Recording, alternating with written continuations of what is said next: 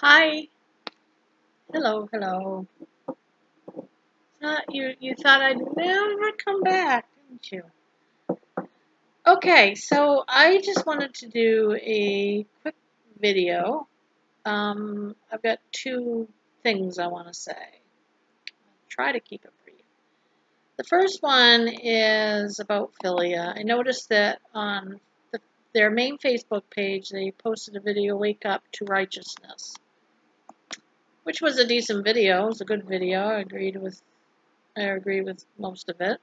But again, we have the problem, of course, that what do they mean by righteousness?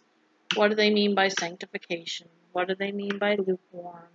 It's not what the video itself meant. The video was made by someone else, and I bet you they're not Torah observers. But what does Philia mean by those things? It would be just really great that that maybe someday they'll detail the 613 laws and which ones that they think apply to us and which ones that they think that people need to obey. Because they say the entirety of the law is still in effect as they apply to you. So the things that apply to women apply to all women under what they call the renewed covenant. That's not what the Bible never calls it, the renewed covenant. It calls it the new covenant. And that if you're a man, that you obey all the laws regarding that are given to the Israelites, the Israelite men. So it's, I guess from now on, when Philia posts something like this, and they won't preface it with, this is what we think sanctification is. Because really, they teach that sanctification is living as Jesus lived, which is living as an Israelite under Torah. So for Philia, the sanctification process has everything to do with avoiding all holidays, unless they're the holidays given to the Israelites, and obeying as much of the Torah as you can. That's what they believe. So just anyone watching their videos, if you can just kind of understand and keep in the back of their mind that when they talk about sanctification, when they talk about sin, when they talk about lukewarm churches coming out of their lukewarmness, when they talk about living as Messiah lived, all of this, what they mean is living under Torah. That is what they mean. They're Torah observers. They aren't only Torah observers because they want to be. They are Torah observers because they believe it's a requirement under as a born again believer. So they don't really believe that it's just like whoever wants to obey the Torah laws. They believe that born again believers are under the law. And not just the law given at Mount Sinai, but all of the 613 laws as they apply to you. So I just wanted to let you know that when you see things like that they post and it sounds really good, and that video was good. It was a good video, but what philia means is get out of your lukewarmness of eating pork and going Sunday worship and not observing the Sabbath and the dietary and the cleanliness, ritualistic laws and all that. Whatever applies to you is what I've been told by them in the old groups, Facebook groups that are now shut down. So I just wanted to let you know that when you see something that looks really good and looks really biblical Christianity, that they mean under the Torah. And they don't mean under the Torah for fun or to learn to try to um, find Christ in the feast. They mean because it's a law and you're supposed to obey it. And if you agree with them, then you agree with them. But I don't, and I've studied my Bible for decades, and um, I totally don't agree with them. There's no such thing as a renewed covenant in the Bible. It's a new covenant, unlike the old one given to the fathers, is what Jeremiah says. So that was the first thing, just in brief. I just wanted to let you know that. The second thing is I'm on, tomorrow I'll be celebrating 12 weeks on the Atkins diet. I just want to give a heads up that I might be doing some videos regarding my journey with that and regarding um, the science behind it and education on it. I preface this by saying that I don't follow the modern day Atkins diet. And the reason I don't is because the modern day Atkins diet has become quite commercialized. They're about selling products. Dr. Atkins would be rolling over in his grave, so to speak, with the way it's been commercialized. I do not eat any Atkins products. I don't eat Atkins bars. I don't eat Atkins meals. I just follow the fundamentals of the original Atkins, and that would be the 1970. I kind of fluctuate between the 1972 and the 2001, or is it 2, Atkins diet, before he died. Anything written by him before he died is what I follow for a diet. And by the way, that does include a good amount of bacon. And I'm sorry for you Torah observers, but I do not believe that eating bacon is a sin. Don't believe it. I've read my Bible, and I don't believe it's a sin. I don't believe it's evil. I believe that it was for a people of a certain time, and it's for Israelites, and I'm not an Israelite. I'm a believing Gentile. I'm not a Jew. I'm not an Israelite. I was grafted into the promises of Abraham that include the Messiah, because when I'm grafted into the promise of Abraham, okay, I am grafted into, when Abraham took Isaac and God told him to sacrifice his son, and you've probably heard me say this before, and as we know, the God provided a substitute. And anyway, that mountain that he did that on, Mount Moriah, where all that happened, he named it, he named the mountain where it will be provided, I think was how it goes. And I think that was the Hebrew. But anyway, and so I studied a map of the Mount Moriah, and then where Jesus was crucified. And Jesus was crucified on Calvary, but it was on the mountains of Moriah. So God did provide that. That was the promise of Abraham. The promise, I am grafted into the promise of salvation. So no, so getting back to the diet, I don't eat I eat a good amount of bacon, but I don't eat a lot of pork.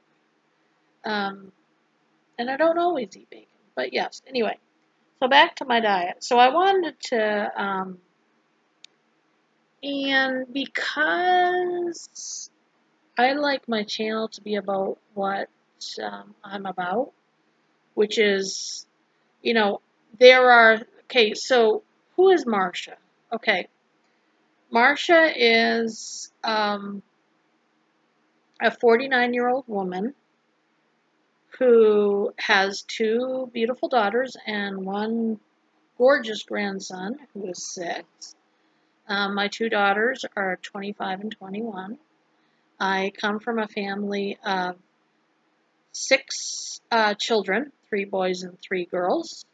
The youngest was in curls and blonde curls until my brother cut them off. And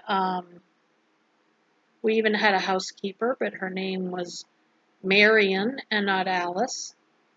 And they actually used to call us the Brady Bunch when I was young, or they called us the Bloodsuckers because my parents were lab technicians, medical technologists, and my dad was a pastor as well. So anyway, where was I going? I was telling you who I am because I want to tell you that my channel is gonna. I will do videos on who I am. You know, what's going on in my life, that type of thing. I am a divorced woman because of spousal abuse, um, and now I consider um, my headship and my uh, husband to be the creator, and I'm happy with that. And I've dedicated my life to him in the service of him and to spread the gospel of Jesus Christ. And it's in particular, spreading the gospel of Jesus Christ includes, by the way, apologetics and polemics. That is part of it. Because the Father draws, the Holy Spirit convicts. It's the work of the Lord that brings you to salvation, but He does use people to do that. And, you know, if you're reading the biblical narrative and studying the doctrine in the Bible, making disciples of all nations and preaching the gospel it's about telling the truth. It's about breaking down lies. It's about calling out false teachers and false teachings and falsehoods, because some people aren't going to hear if they are believing or captured in the lie. So these things are important. Do I always go about it gracefully? No. I'm an imperfect sinner saved by the grace of God. I'm not perfect. I am nothing without the Lord. And so I do my best to present truth. I am really big. Okay, so I've been apologetic for over 10 years. And I'm very big on,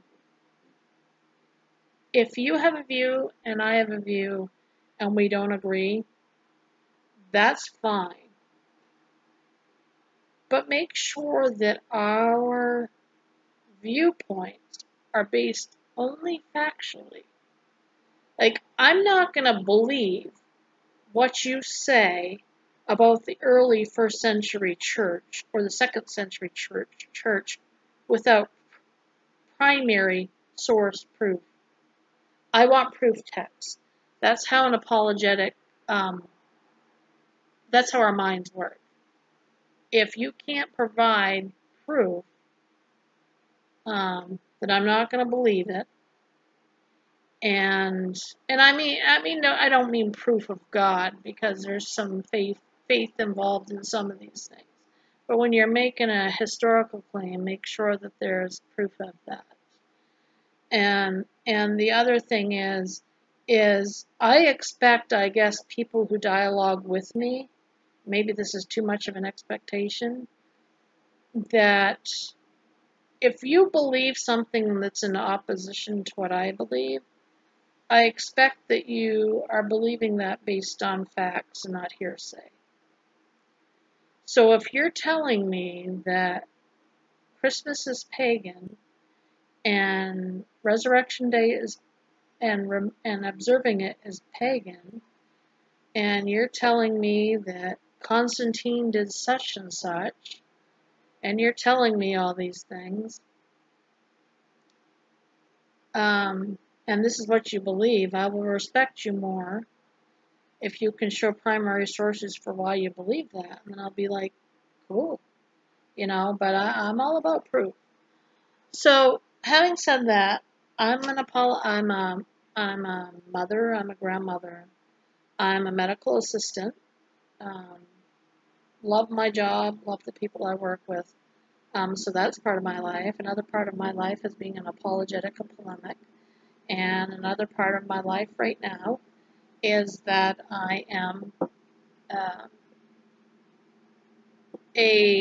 I'm following the Atkins diet, and that's I'm very passionate about it. And so some of my journey will be videotaped here, just kind of with the struggles and the ups and the downs of that. So you might occasionally see a video about um, low carbohydrate diet and my progress, and then other times you might see videos about calling out a false teacher. And right now I'm on with the tour observers and affiliates specifically, but you bring me, if I see anything, that catches my interest that I haven't already studied, I will touch on that too. So anyway, I just wanted to let you know that you'll see a little bit of everything.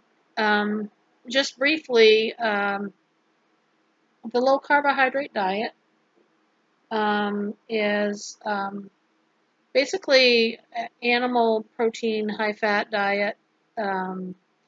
Your body first, when it's looking for fuel sources, your body will find its fuel in carbohydrates first. That's the way our bodies work.